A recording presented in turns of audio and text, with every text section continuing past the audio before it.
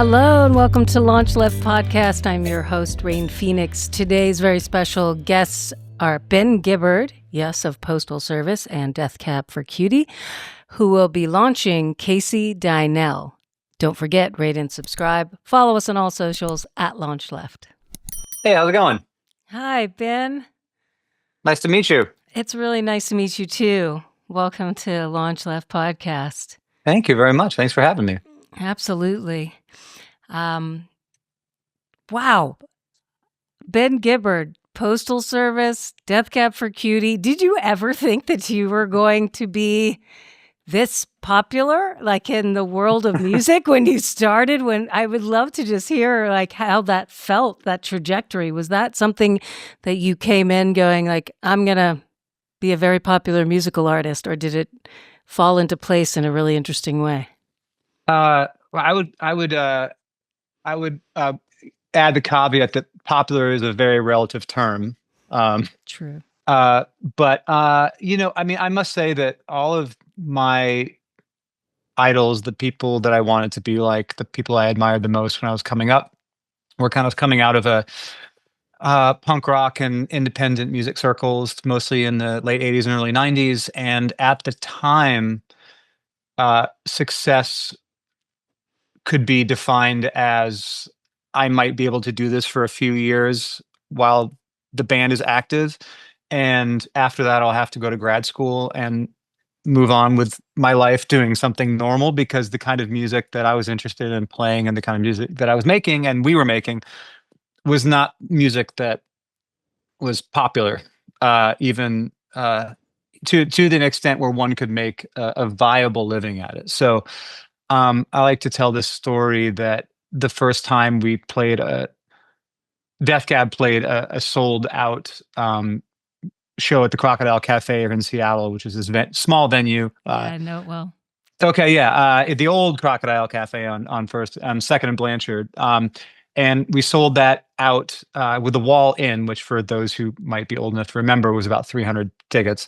And we came off stage. This is in December of '98, and I came off stage and I was just overwhelmed with emotion. I was crying, and because I just never thought I'd ever get a chance to do this. So that was the moment at which I felt like this is real, and not to kind of play the too humble a card, but it definitely felt like that was the moment where it felt as if everything I'd wanted to accomplish had been accomplished, and everything since that point has kind of just been gravy. So, and it's been a very surreal 27-year career. I feel now I can call it a career. It took me a long time to even use the word career without feeling like it was an enormous exercise in hubris. Yeah, thinking back to that era, I'm also from the 90s, as I like to say, and it was so different, right? Like the way that an artist even approached the idea of the industry or being in a band, and there was so much back then about not selling out and being in that sort of like space where you do it just for the love of it, and if it works, it works, and that kind of mentality, which has changed so drastically since then to where it's almost, the opposite now, where the best case scenario is, even if you have those sensibilities, you kind of, if you're going to quote unquote make it or not have to go to grad school to support yourself, you need to kind of sell out like that. Everything is corporatized now. Like it was the last stand of, we don't want corporations to rule art, right? And then we kind of lost that battle is how I see it. And so now just that mindset was so different is what I'm getting at back then to what it is now. But through all of it, I'm always most impressed and moved by those artists like yourself who during that time did do it for their own passionate reasons, which was just, I want to make music, I want to do something, and if it works, it works, if it doesn't, it doesn't, and then end up winning at you know what I mean, all the way till now, to where you're able to be comfortable, to where you're able to have a career, that legacy piece through the 90s and then it kind of stays. I'm not being very eloquent, but the legacy of like a 90s band that was late 90s, early aughts band that did well means that now in, 2020s, there's so many opportunities to continue the story and to tour and do reunion tours and that kind of thing. So it was a really sweet spot that I think, a nice handful of artists were able to find an actual living in that spot, and you were one of them, and it's impressive because, like you said, now you can really say, like, yeah, I guess this is a career. This supports me.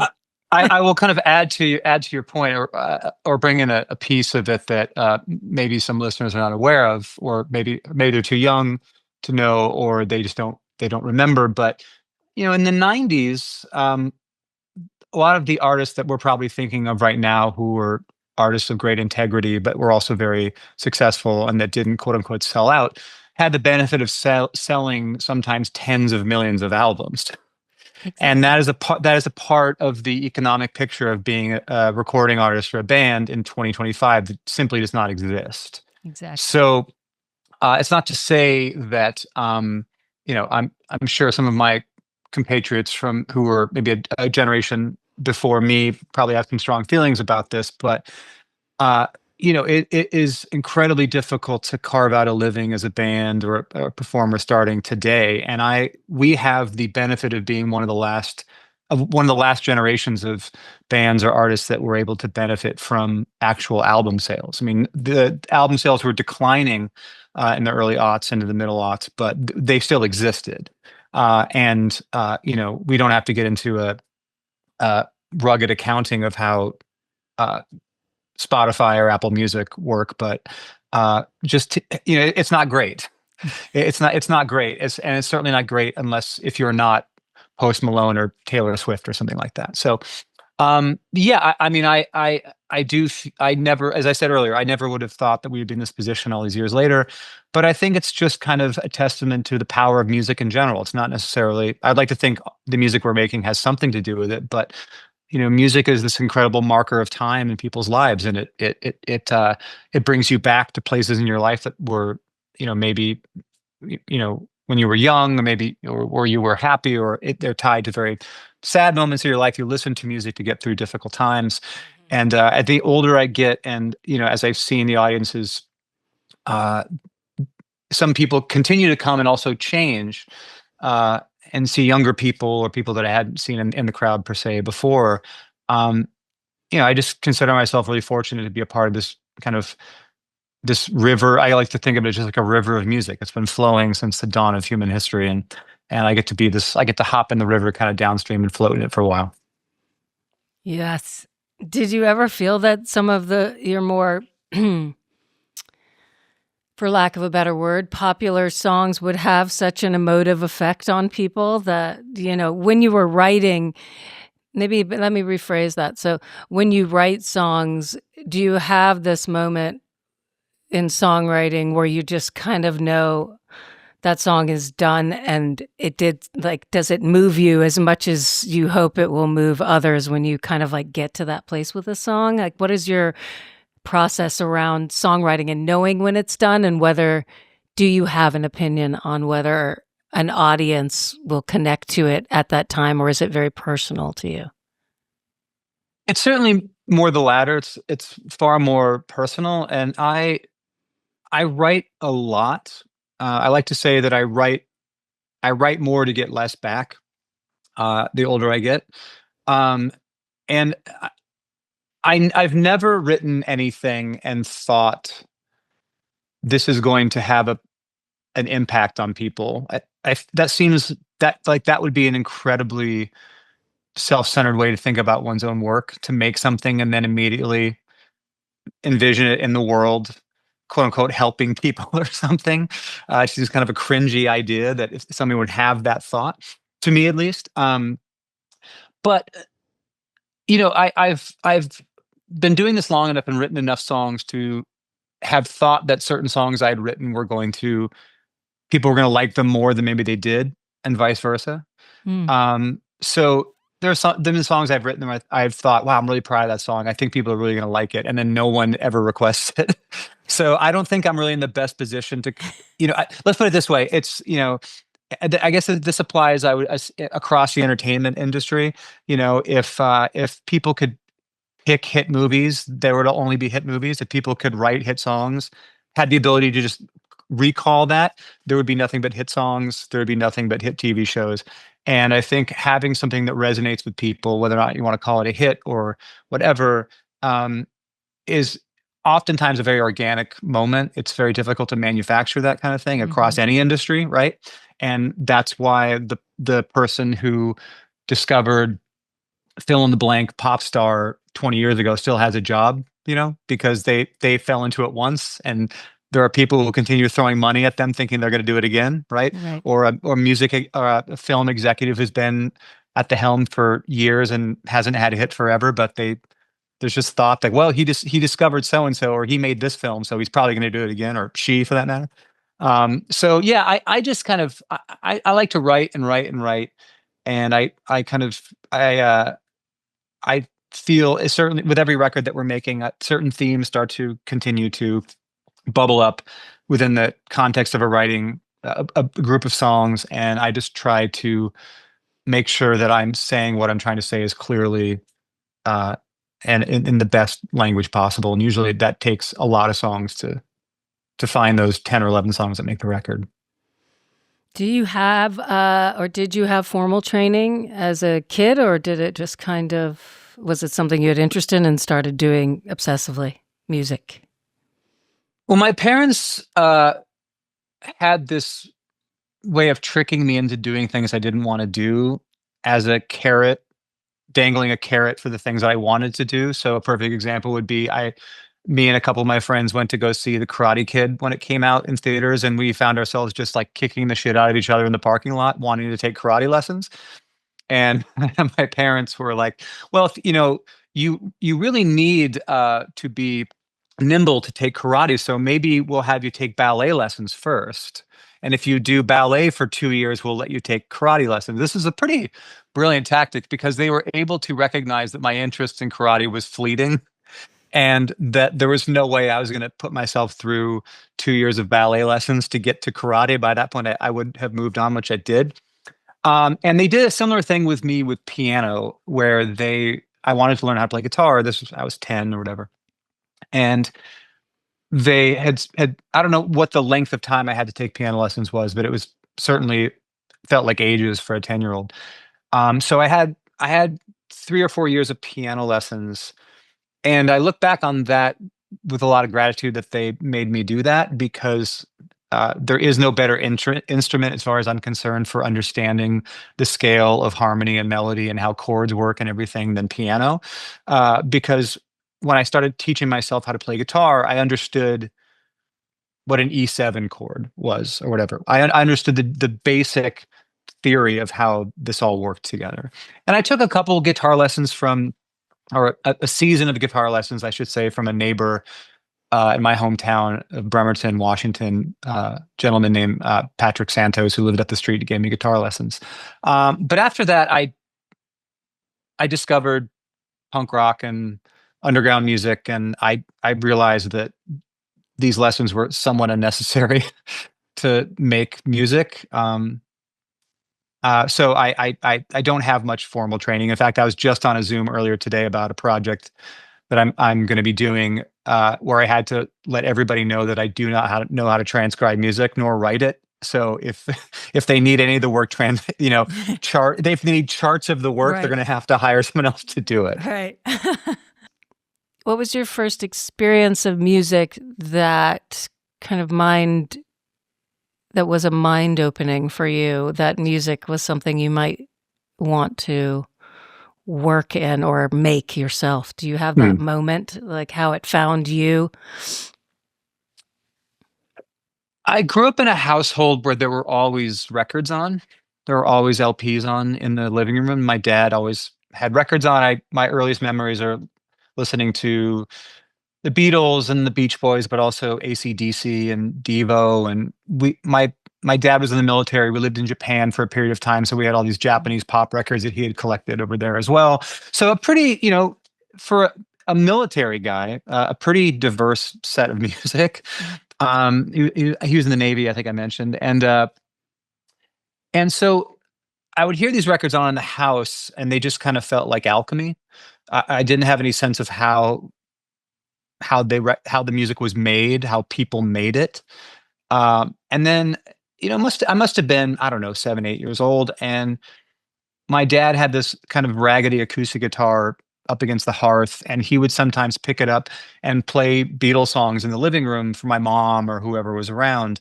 And it's maybe a little bit trite to say it, but I had not connected at that point that the songs that were coming out of the speakers could just be played by a person with an instrument, if that makes sense. It just didn't make sense. I was like, wait a second.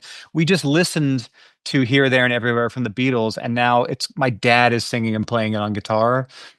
So I think the earliest light bulb moments were those type of moments. And later on, as I became a junior high and teenage kid, and I started to go to shows and see people playing music, mostly like punk rock and stuff like that. There was another light bulb that went on that, like, oh, I can do that. I don't need to be in Winger to play. I don't have to be in a band that sounds like Winger or something like that. Playing ripping solos and you know, like wild hair and stuff like that. You can just pull an amp up on stage and play 3 chords and write a song. So there are these moments along the way that are different versions of that Yeah. revelatory sense of ownership, and that you can do something yourself. You don't have to. You can be more than just a connoisseur or a listener. You can be a participant in making this stuff. What would you say is your favorite kind of music in terms of how you make it? At the end of the day, I just like being in this room writing songs. I mean, to me, it's uh, I'm still chasing that feeling of sitting in a room with an instrument and having had just completed something that I'm proud of and that I'm excited about, and that just it justifies my day, my week, my month, whatever. And I'm always just chasing that. And I like to think of, this might be kind of a strange analogy, but at the end of the movie Casino, I hope, spoiler alert, the movie came out, 35 years ago. It's fun. But at the end of the movie, Robert De Niro's character is just sitting in this room with a bunch of kind of gambling ticker tapes and TVs going and stuff like that after this whole adventure, this 3-hour movie. And he says something like, and at the end of the day, I could still pick winners. I can still do this. And um, at the end of my day, that's kind of, I want, after all the adventures and things that I've had in my life through music and whatever else, that's the thing that gets me up in the morning, is doing this simple thing of picking up an instrument and wondering what's going to come out of it. And it's a constant journey of self-discovery. And at 49, I still find places my hand goes on the guitar, on the piano, or words coming out of my mouth, whatever, melodies, whatever, that, oh, that's kind of cool. I like that. There's not that many notes in the Western scale. I've used them all. But it is, I think at the end of the day, I'm still fascinated with that sense of discovery, of finding a collection of notes or chords that kind of perk my ears a bit and make me want to go further. That's such a wonderful answer, because it's clear to me that with the breadth and scope of your catalog, that you must really just enjoy writing songs, because you've written a lot of them. Yeah, I mean, people, it's I don't know. I guess there's a lot of things, a lot of side hustles one can pivot to when you've built somewhat of a name in your respective field. but why would I want to judge a singing show or something? Why would I, why would I want to do anything other than the thing that I love doing? Yeah. I don't have much of a desire to do anything else. This is enough. And I feel in the, it seems to me as I've gotten older, and this might be my old man showing, like, them shaking my fist in the clouds, but I've worked with some younger artists who are doing a lot of things. And there is something that's very liberating about the realization that you don't have to choose one path and stay on it your whole life, and that you can try a lot of things. And I think that coming from, our relative generation, there was kind of the sense of, you are one thing, you do that, and you don't deviate from that. You get one identity, sort of. And maybe I'm just a product of being a Gen Xer, that I still think that way. Hmm. And a lot of the younger people that I've worked with or come to know through this, that do a lot of other things creatively, they might not do them all well, but they certainly seem to enjoy having multiple hustles going at the same time. I just don't. I just want to do. I like to write songs for other things, not just for myself. But Right. this is just what I do. I want to be, at the end of my life, I want to be known as a songwriter, and that's hopefully a good person also. But that's professionally, I just want to be known as a songwriter. I don't need hyphens and dashes in my on my tombstone, so to speak. You've got enough of those with the amount of bands and projects you've been in. So That's probably right. Yeah, exactly. I've got enough already. And I'm seeing behind you, like, potentially that do you ride motorcycles, or is that Those back there? Yeah, all those numbers, like as if you've been Oh, on a bike with. no. Well, I've been on foot. Those are mostly. I run my weird hobbies. I run ultra marathons. So those back there, What? they span the different. Some are 50K, and 5 of them are 100 miles. Oh my So goodness. yeah, that's my weird hobby. You can call it that. You mean you're in optimal health as a rock and roller, which sometimes can be, counterintuitive. So congratulations on choosing your health while also choosing music. It's Well, I sometimes wasn't hard. always. I think the reason these are back there is because I wasn't always this way. I quit. I was a pretty heavy drinker, and quit in 2008. So, it's not as if I don't like to think of it as I traded one addiction for another, but I certainly love the community of people that I've met through ultra running. A lot of mountain and trail athletes. I live in Seattle, so I spend most of my free time out in the mountains, certainly during the summer. Um, and yeah, it's just a wonderful kind of like counterweight to just the amount of time that I spend in a little room Hmm. trying to write songs.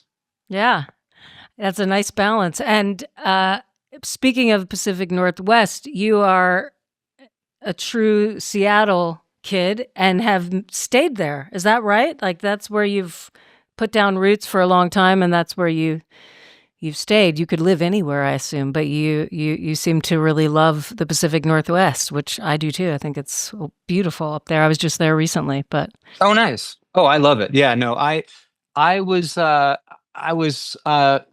married for a very brief period of time, and I lived in LA during that time from like 2008 to 2011, but I always kept a place up here. I think maybe in hindsight, out of foresight at the time. Yeah, I mean, I grew up in a Navy family, so we moved around a lot. But I was born in Bremerton, which is this Navy town across Puget Sound from Seattle. And from the time I was a kid, and I was coming over to Seattle for shows or to go to record stores, just to bum around Capitol Hill or whatever. I just have these memories of coming. The ferry boat would come around the corner, and you just see the skyline. And just as a kid, I was like, oh, I want to be there so bad. I want to live there. So after I went to college in Bellingham, Washington, I moved to Seattle and have lived here for 26 years, with the exception of those 2-ish and a half-ish years I was kind of bouncing back and forth. And I think those 2 years living in LA were good for me because I think as a lot of us have to do in our lives, we have to leave home to realize that it is home. Hmm. You have to leave and miss it and recognize that you belong there. And so when I came back to the Northwest full time in 2011, I told myself I'm never leaving this place again. I'm never doing it. Um, and I don't I think one thing that's lacking in the entertainment industry writ large is long relationships, old friends, and I have friends spanning 3 decades here. Wow. And those are the people that I want to be held accountable by. Mm. Those are the people I want to um I want to call me out if I'm being bullshit or something. And in the Los Angeles that I was in, those people didn't exist. Mm. Or they were few and far between, I should say. So kind of coming back, having that kind of brief period of time. And I love going down there. I was just there for work. I have friends down there. I'm not a hater. But this is where I belong. Mhm. And I think it took me leaving it to realize that, yeah, I need to, whenever I think of other places I might want to live, um, I always come back to, yeah, but it's not Seattle. It's not the Pacific Northwest. And this kind of bioregion, this climate, just feeds me in a way that nowhere else really does. Well, thank you so much for taking the time to talk with me and answer questions. I wanted to bring in Casey Dienel, who you're launching today on the podcast. Oh, hi. Hey, Hi, what's going on? Casey. Hey, how are you dudes? Good. How are you? Your record is so beautiful. Ah, thank you. I'm really happy with My it. goodness. What a songwriter. What a voice. Oh, thank you. I'm like gonna blush. Ah, There were like 3 female artists that came to mind immediately to me. It was Kate Bush, Laurie Anderson, and Joni Mitchell.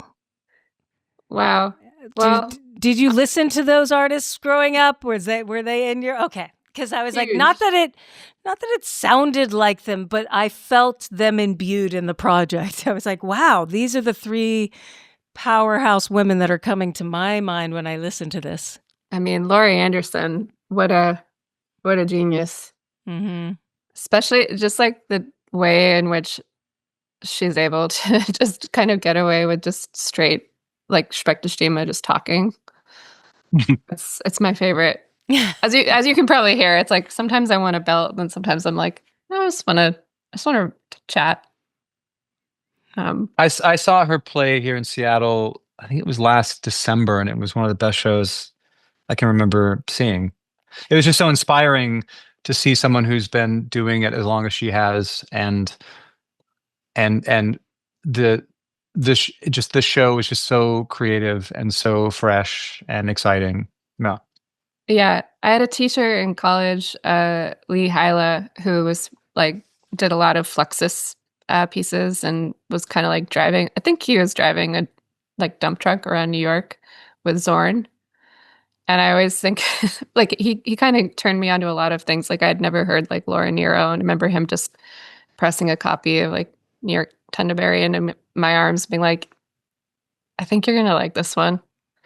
Um, but he loved Laurie Anderson and always had really great stories about her.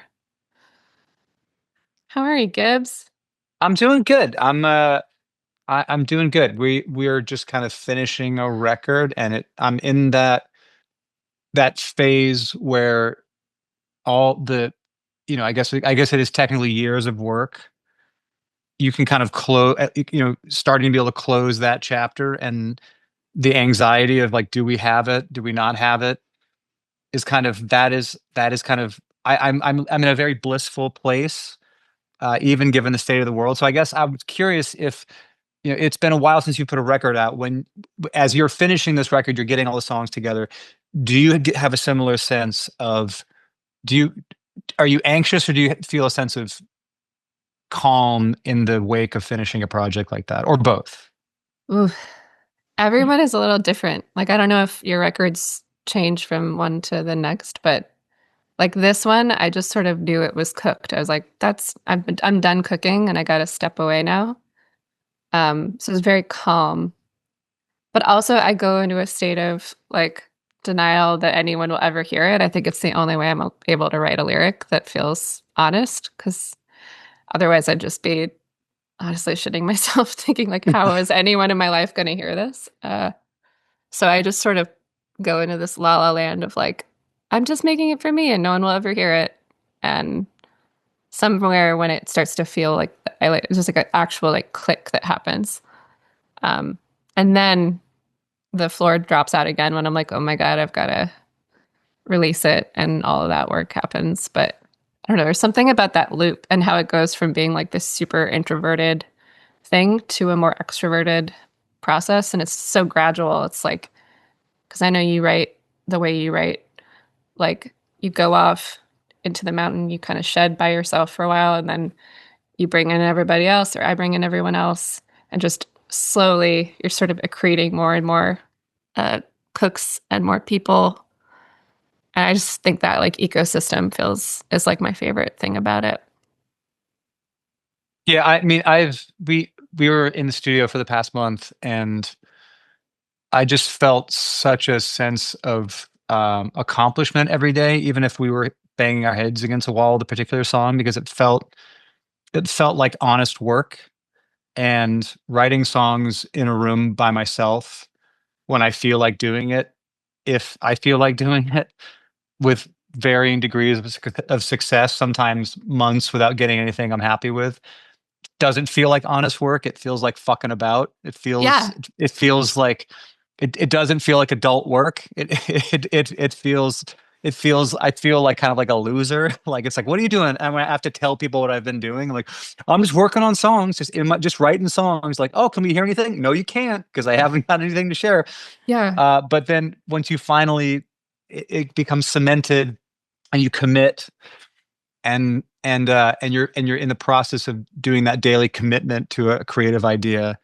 Uh, it doesn't really scare me. I just get excited. I feel like a construction worker who had a, we're building a skyscraper, and we're those guys eating lunch on the top right before we build the very top. That's kind of, and I was like, oh man, what a great day. I'm just get to get a view of the whole city. I'm eating my lunch out of it, my little lunch pail up here. And then I go home exhausted, and I get to do it again tomorrow. It's like the most useful I ever feel is when I'm in a studio, even when I'm not doing anything. When I'm just sitting there being like, yeah, that was good.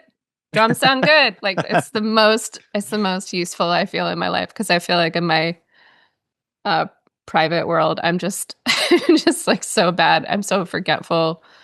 I kind of am barely holding it together, just being like, remember to pay Xfinity the bill. Just remember. You have it. Like it's on autopay, like stop turning it off. I've But had not in the I've had studio. I've had some friends who are not of this world ask me when I've been telling them, "Oh, I'm in the studio," or "I'm going to the studio." They'll ask me, "So is everything written, or are you going to write it in the studio?" And my first thought is like, "Are you out of your mind? I'm going to write it in the studio?" But then I realized they don't quite understand how this works. So I guess my question would be, when you're going in, do you have everything? Is everything in its right place, or and if not, how much space do you allow for magical thinking and allowing things to reveal themselves when you're actually committing it? I want to hear your answer to this, but I am a big believer in prep. Like I think part of studio is, sorry, this is Lou. Establishing chemistry and those like lightning in a bottle moments that happen, like when you play live, those happen kind of all the time. You're like, wow, I can't believe we did that.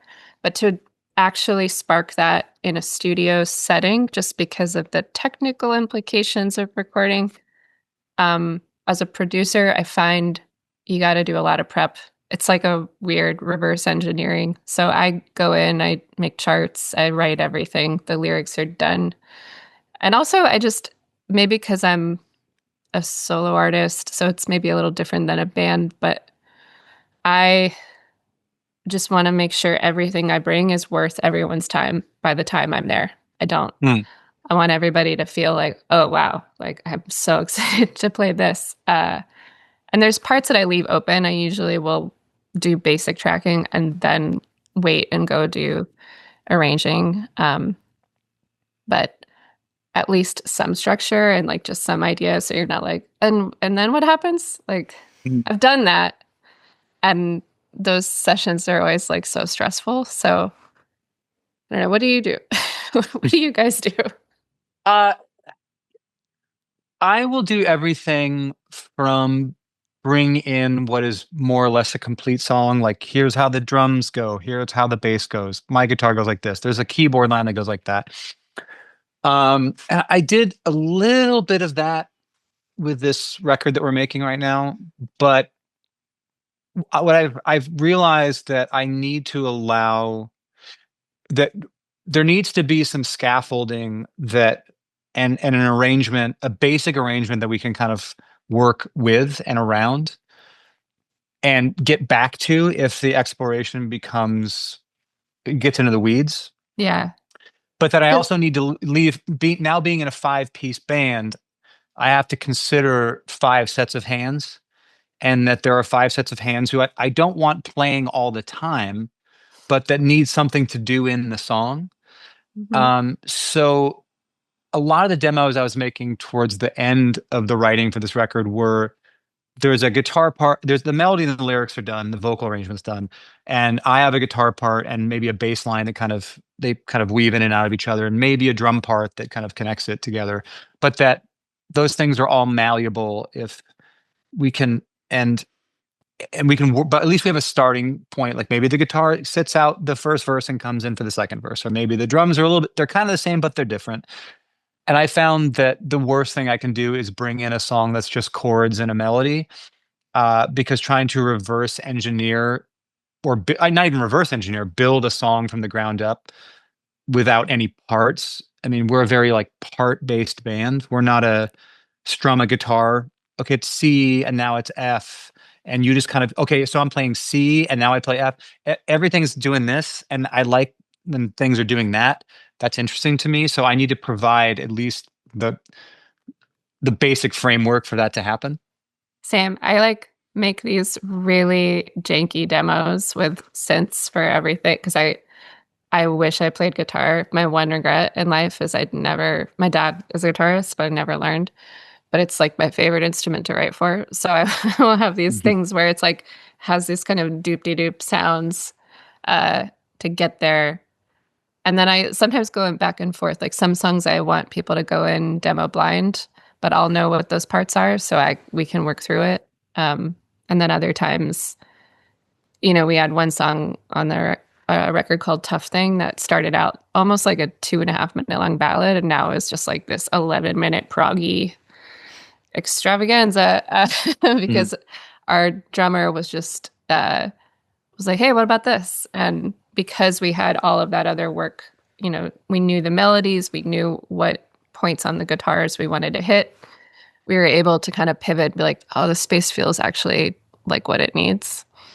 And that is like so exciting. It's like skateboarding, and when you like really hit your stride and you're like, oof, we're like cruising. But I can't usually do that without like a lot of preparedness. And then the other thing is I need the vibes in a studio to be immaculate. Like I need to be relaxed. I need everybody to like feel like, in a good mood and supported. And, it's just like I have a very strict 0 asshole tolerance policy. So you got to just do a lot of prep.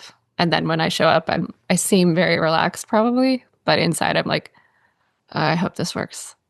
I really hope this works. But this time it did. It felt really good.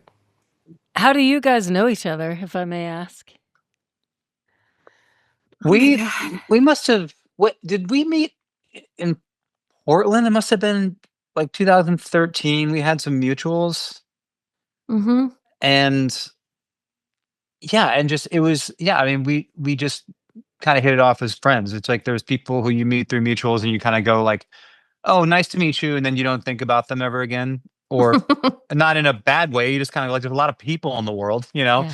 And Yeah. I'm sure all of us have had those moments.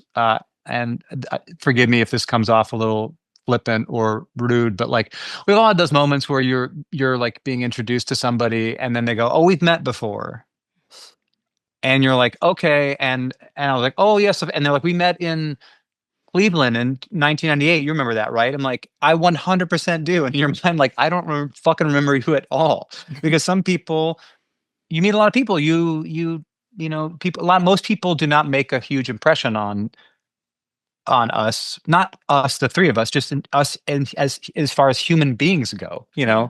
we're constantly meeting people. We can't Yeah. remember everybody we've met. But Casey was somebody that I met, I immediately really liked, and she was really funny and really talented, and we've just been friends ever since. Yeah, there's a lot of riffing. Oh yeah. But I don't think we ever really actually talked shop about songwriting for until we were like friends for 5 years or so. Like I usually don't really talk about it with people. Well, it's boring to talk about. A little, like, yeah, and you just don't want to be like the person in the friend group that's just like sniffing their own farts in front of you. You're like, don't do it. So I feel like, but then there's something nice when you do have a couple people where you're like, oh, that's right. It's so nice to hear someone else be like, yeah, I was banging my head against the wall for like a month on this thing, and I finally Yeah, I figured mean, it out today. I'd like to retract boring. That's not the right word, because that's literally what we're talking about right now. I more mean, I'm not. I've very rarely. I tend to really be turned off by people who want to talk shop immediately. Especially when it's something like we're both songwriters. The idea of we meet for the first time, and we if we I never want to discuss my work, so to speak, with anybody. That just seems like I'm No, that yeah, it's like it's I'm sure we all have this a version of this where you go out to a show or whatever, you go out to a place where you're seeing other creative people that who in whatever mediums they might be in, and the conversation devolves into, so what are you working on? And it's a version of, it's the creative people's version of like lovely weather we're having today. It's just a way to fill space, and without hearing, seeing, reading your work, it doesn't, it's just noise. Well, I'm working on a novel about these three astronauts. I'm like, that's fascinating. I haven't read it. I don't know anything about it. So that doesn't tell me anything. I'd rather talk about your thoughts on the Seattle Mariners or something in the news or whatever. It's like, that's a more interesting thing to talk about for me. So yeah, we didn't start off being like, you're a songwriter, I'm a songwriter. Well, let's talk about craft. no. I was really dense. I don't even think I'd put together Postal Service was you until that reunion tour, and I was like, oh, that's why it sounds familiar. That's why that voice sounds familiar. And I was like, wow, pretty dense, dude. So, are you in the Pacific Northwest as well? No, I lived in Oregon for a while. I lived in Portland. But now I live in a little town in Massachusetts. Um, and this house that I've sort of it's like my other art project I've been fixing up for 5 years. Yeah, Love that built-in, I think it's a built-in behind you. Looks amazing. it. It's from Mexico, and I carried it down 3 flights of stairs myself and was like, that was stupid. Don't ever do things like that again. But it is beautiful. And it's full of only flower vases. It's completely impractical. Like there's nothing I really need in there, but I'm a gardener, so Beautiful. Tell us about your record so we can our watchers and listeners can know when it's out, where to find it, if you have any tour plans, and then I'll say adieu. Thank you. Yeah. My album's called My Heart is an Outlaw. It's out on Jealous Butcher on October 17th. It is my first album in 8 years. Real labor of love.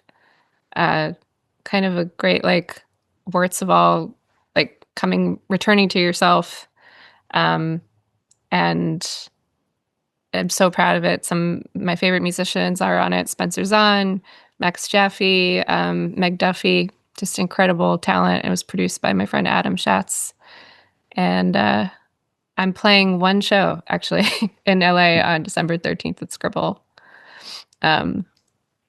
which I'm so excited for because it'll be like the official album release and my first show in like 10 years. Wow. Is that right? How does that feel? Yeah. Terrifying, but I only do scary things. If I'm not a little scared, then I usually won't try. But also, I think because it's going to be a band and it's going to be, I've got some friends from Seattle flying down and my parents are flying in, and just, it'll be like a cool little reunion. And the songs are meant to be played live. Like, they are truly the product of everybody. And, we did all the tracking except for the horns and strings in one room, live. And, I love electronic music, and I love when synthetic and organic textures kind of overlap. But for this, I really just wanted the listener to kind of feel like they were invited over and sat up a chair in the corner. Yeah, So- that's definitely what it feels like. And the horns, I love the horns. Yeah. Such Yeah. beautiful arrangements too. Really.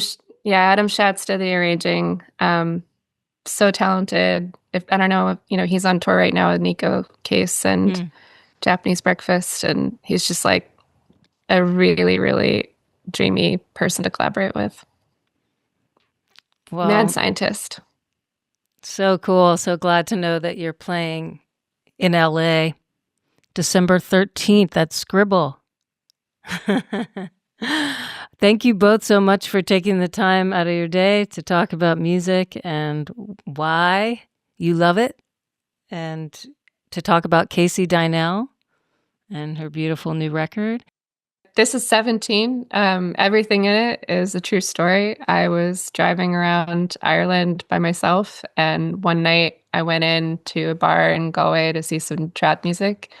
I'm Irish, so I was just like, I'm so excited about Celtic music in general. And there was this guy that like knew every single lyric and was kind of just like this Pied Piper figure. And, sometimes you just need like a kick in the pants, a random stranger to inspire you to kind of dream a little bigger, take some risks. So that's what this song is all about.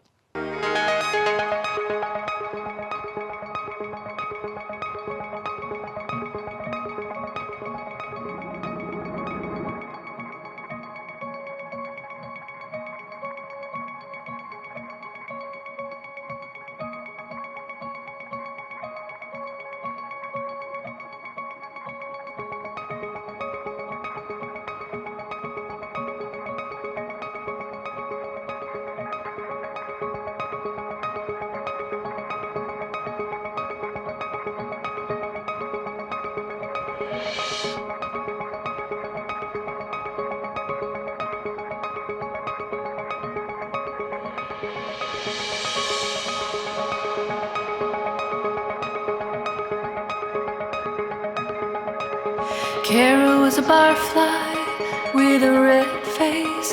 Saw a smile like his once. Carved in a jack-o'-lantern when he moved. The whole bar swayed with him, like all that could steady him was making conversation with strange girls. He said, "We from love in our dancing. I wanna take you up the wide Atlantic way. It's where the lovers go. I'll meet you in the morning." I never saw him after that, but right before he vanished, he said, "One day your luck will change, and a luck that lasts is a luck you make." And it felt like when you're 17, like right before it all fell into place. One more run before the night is over, one last dance before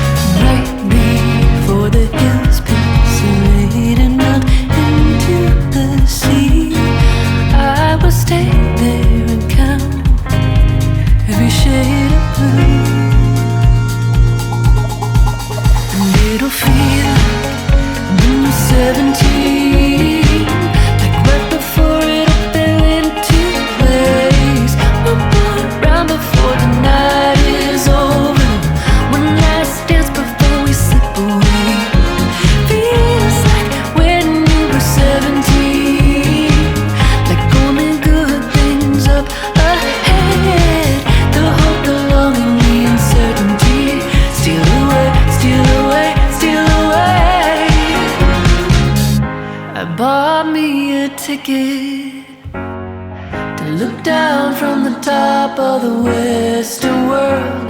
When the elevator opened, felt so low I couldn't come down fast enough.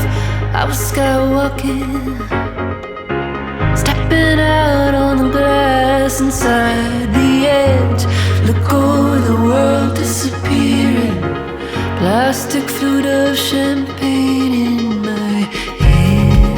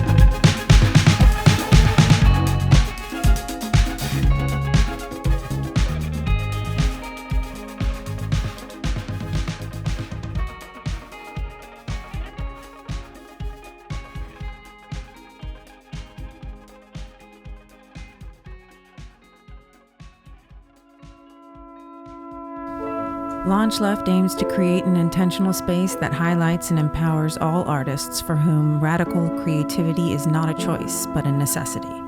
LaunchLeft begins with music, but its ultimate aim is to launch left-of-center artists in all creative fields.